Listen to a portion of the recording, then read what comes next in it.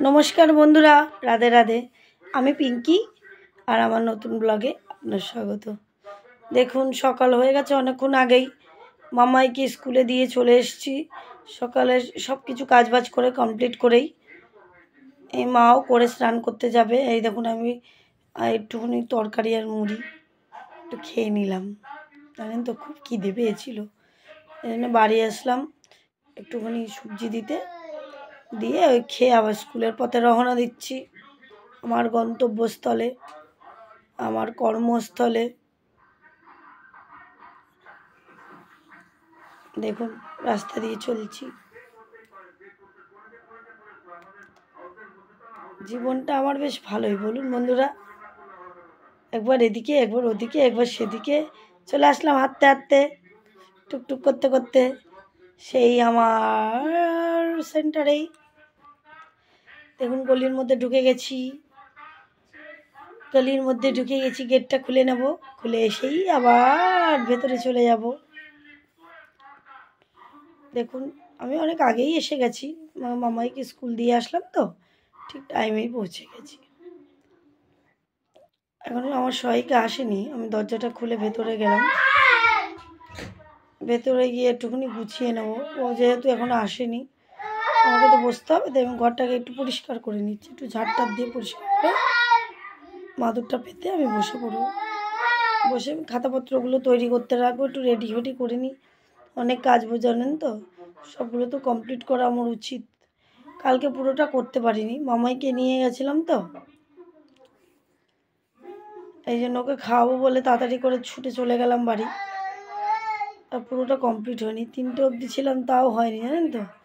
কাজ অনেকই, আমাদের সুপারভাইজার ম্যাডাম বলেন একমাত্র ঠিক কথা, যে আপনি যদি আপনার কাজটা ঠিক মতন করেন প্রতিদিনের কাজ, তো 3টে অবশ্যই আপনার কভার হয়ে যাবে। আপনার ভাবতে হবে না যে কখন 3টে বাজবে। দেখুন এলোথেলো বলে ফেলছি, তুতলিয়ে যাচ্ছে কথাবার্তা, আর হচ্ছে না। এই যে আমার আবার সেই ডিউটি, আমার বাচ্চাকে আনা।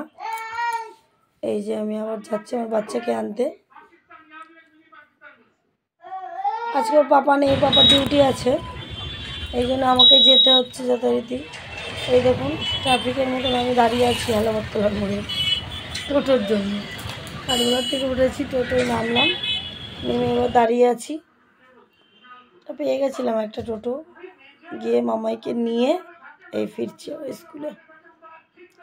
স্কুলে ওকে বসিয়ে রাখবো, তারপর অনেক কাজ আছে আমার, তারপরে গিয়ে ওকে নিয়ে যাব।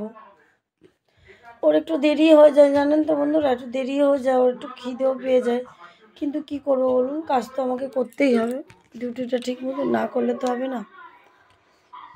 এই জন্য কাজগুলো কমপ্লিট করতে হবে, ইয়ার এন্ডিং মাস এসেই গেল। এই দেখুন আমি বসেছিলাম, বসে থাকতে থাকতে বৃষ্টি পড়ে গেল। আমি তো ভেতরে ছিলাম, ঘরের ভেতরে, আমি বুঝতেই পারিনি বৃষ্টিটা পড়ে গেছে।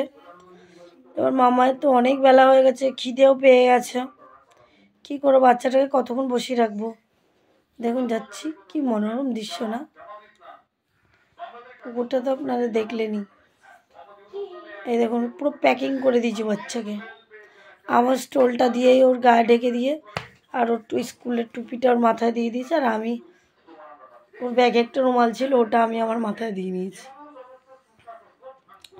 কী করবো বন্ধুরা, বাচ্চাটার খুব খিদে পেয়েছে, জানি ওর জল লাগলে শরীরটা খারাপ করবে।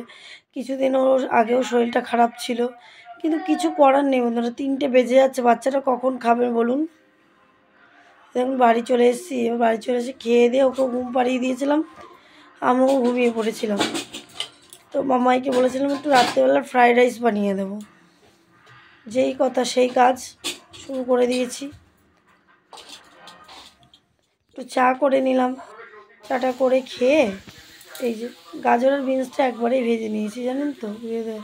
এদিকে চালটা বসিয়ে দিয়েছি, চালের মধ্যে তেল, একটুখানি গরম মশলা, তেজপাতা, সব কিছু একটু কড়াইশুঁটি টুটি একবারে দিয়ে দিয়েছি, ওর ভিতরে দিয়ে চালটা বসিয়ে দিয়েছি। একটু মারা তো নিরামিষ জানেনি, মারা তো আমিষ খাবে না, এই জন্য এই যে কোনো রকম করে একটুখানি কাজু বাদাম কিশমিশ সব বাটা দিয়ে মা একটু করছে পনির, মা পনির করে আর রাইসটা নিয়ে ওই ঘরে চলে গেছে।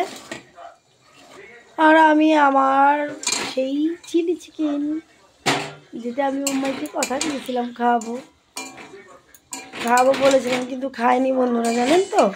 এই ঘরে নিয়ে এসে দিলাম, খেলো না, 2-3 গাল খেলো আর খেলো না। এই ছেলেটার যে কখন কী হয় আমি বুঝিই না বন্ধু। দেখুন, ফ্রাইড রাইস করিয়েছি আর চিলি চিকেন, আর মায়েরা তো পনির করেছে জানেন। আর ধনে পাতা ছিল, দেখেননি, বড়াও করেছিল মা। আমি একটা খেয়েছিলাম, খুব একটা খাইনি। ভাজাটা খেলে না একটু করে পরিমাণে অম্বল করে যাচ্ছে, এই জন্য ভাজা টাজার থেকে একটু দূরে থাকার চেষ্টা করছি। রাধে রাধে বন্ধুরা, গুড নাইট, ভালো থাকবেন, সুস্থ থাকবেন।